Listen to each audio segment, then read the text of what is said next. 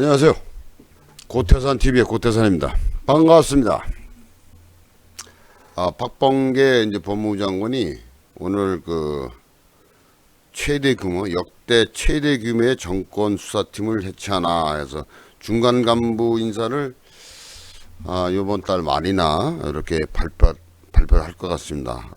이제 법조계에서는 코드에 맞는 인사만 중요할 것이다 이렇게 해서 우려한다. 박범계. 자, 검찰 중간 간부 인사 기준을 논의하는 검찰인사위원회 인사위가 오늘 23일 열린다. 박범계 법무부 장관이 이번 인사를 두고 역대 최대 규모라 볼 수 있을 것이라고 밝혔다. 이에 법조계 일각에선 대대적인 물갈이를 통해 정권 관련 수사팀을 해체하는 게 아니라는 그런 우려가 나온다. 뭐 역대 최대 규모라 그러면 그게 중요하지 않죠. 좀 자기가 이렇게 맞게끔 이렇게 딱딱 근데 전부 다 그쪽 인사들을 하잖아요.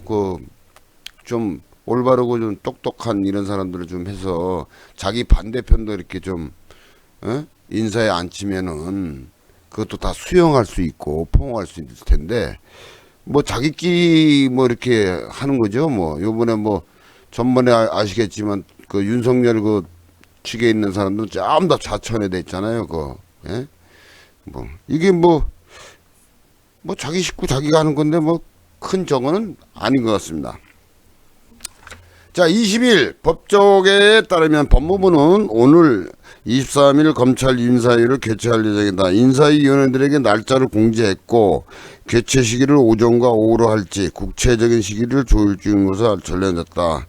아직 이렇게 서로가 이렇게 좀 머리를 좀 굴려서 조율을 할 모양입니다.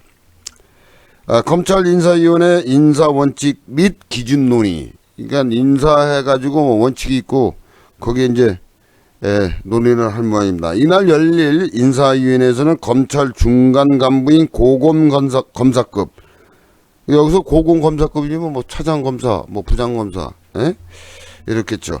인사의 원칙과 기준을 결정한 것으로 보인다. 또 검찰 직제 개편안을 이번 인사에 어떻게 반영할지도 논의할 것으로 보인다. 다만 세부적인 인사 명단을 두고 논의하지는 않는다. 세부적인 거 하겠습니까? 그냥 이렇게 자기 쪽에 자기 정권에 맞으면은 그 사람을 이제 기용을 해서 그 자리에 앉히겠죠. 이게 어떻게 보면 한편으로 이렇게 해서 이렇게 가는 게 당연할지도 모르지만 그래도 내 편이 아니래도 한번 중용을 하고 좀 똑똑하고 업무 능력이 좀 좋은 능력이 있는 그런 사람을 이렇게 좀 승진도 시키고 이렇게 부릴 줄 아는 부린다기보다도 이렇게 좀 용인술인가요? 그런 것도 이렇게 박범계 법무부 장관이 할 일 같습니다. 근데 이러다가 또 박범계도 임기 중간에 관두고 살짝 대선 시기가 오면 좀 약간 이렇게 좀 관두고 사임하고 또 추미애처럼 대선에 또 준비할지도 모르죠. 박범계라고 안 나온다는 보장은 없지 않습니까? 나올 수도 있지. 다 나오는데 예? 다 나오잖아. 지금 엄청 많잖아요. 야 쪽에서도. 어떻게 보면 추미애가 이 법무부 장관 했지만 윤석열 전 검찰총장을 도와주는 결과가 될지도 모릅니다. 그러니까 여 쪽에서는 지금 뭐가 뭔지 몰라요. 제가 생각에는 서로가 그냥 내부 분열이 생겨가지고 사실 조국 문제나 추미애 이런 사람들 때문에 여당 쪽 더불어 쪽에서는 골치 아플 거예요. 그렇다고 자기 편인데 이거 이래라 저래라 할 수도 없고 속 타죠. 송영길 당대표도 속 탈 거야. 자, 일반적으로 검찰 인사는 인사위 당일이나 이튿날 발표를 하는데 그러나 이번 고검 검사급 인사는 직제 개편안이 통과된 이후에나 발표될 것으로 보인다. 예상되는 시점은 뭐 요번 6월달 말일 정도가 될 것으로 봅니다. 저는. 자, 직제 개편안 검사청 사무국에 관한 규정 개정안. 자, 22일 날 입법 예고이죠. 예. 이후 이제 오는 29일 국무회의에 상정된 뒤에 통과할 될 것으로 보인다. 이 때문에 국무회의 직후인 29일이나 이튿날인 30일에 발표될 가능성이 높다. 이번 인사에서 법조계 안팎에서 가장 주목하는 부분은 정권 수사를 담당하는 부서장과 직접 수사 가능 부서의 법무부가 코드 인사를 단행할지 여부다. 그렇죠. 코드 인사. 뭐 코드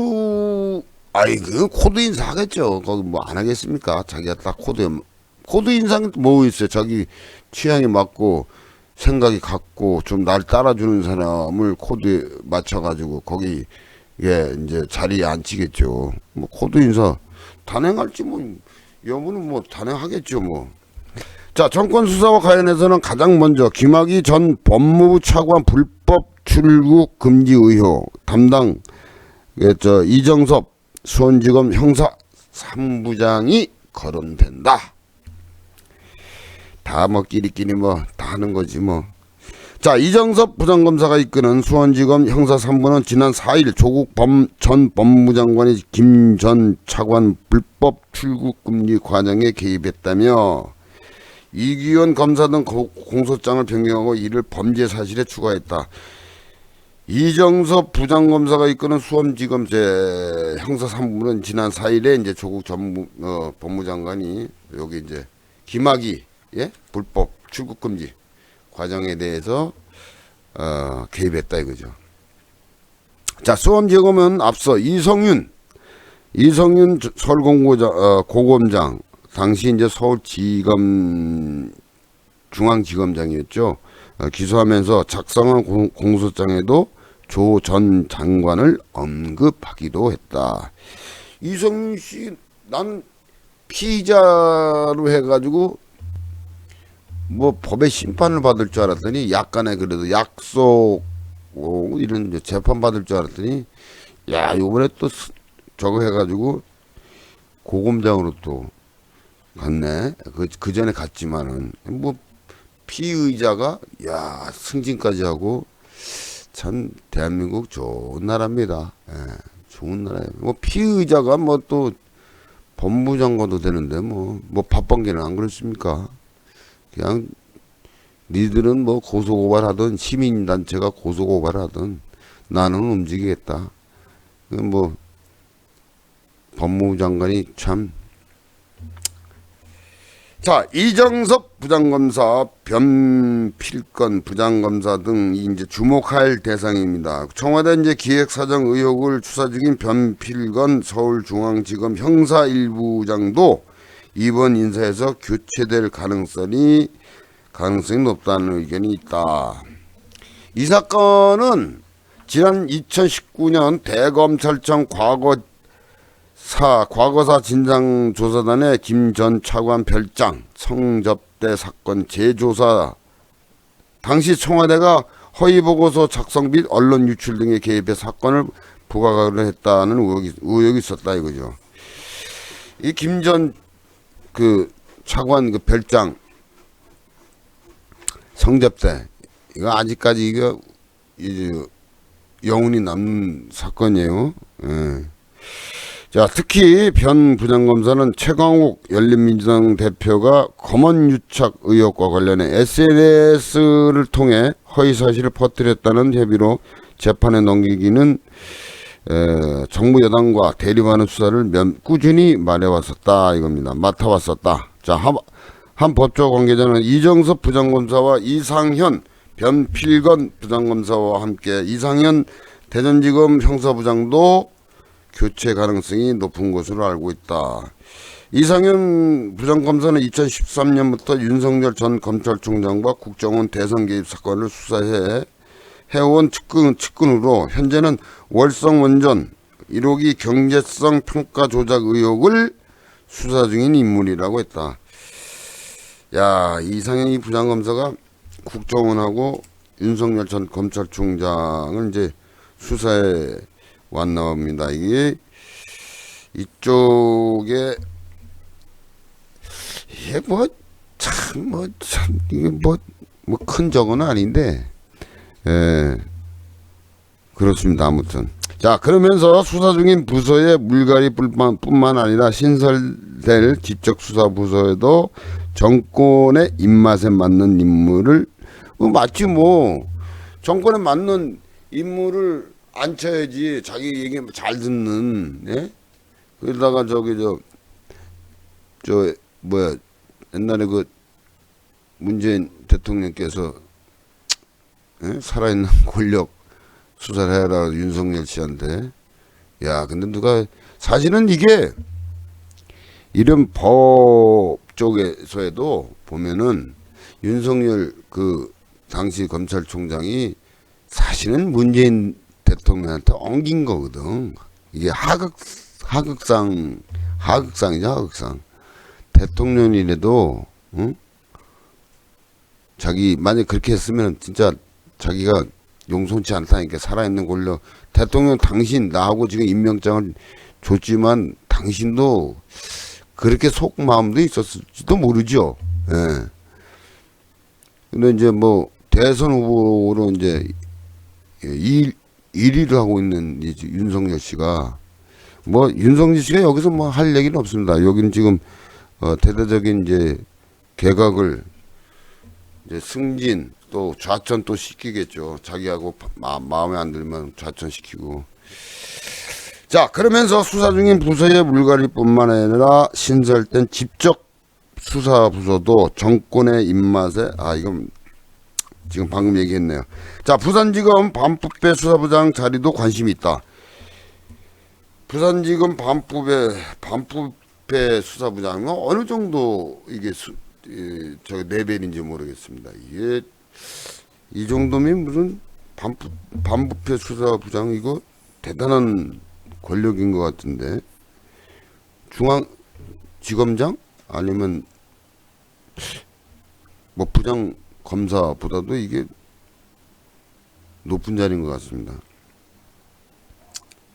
이번에 이제 신설된 직접수사부서는 부산지검의 반부패 수사부장 자리와 일선지청의 형사말부 부장 자리다. 이외에도 서울중앙지검 1차장부터 4차장까지 자리와 직접 수사 권한에 있는 반부패 강력부장,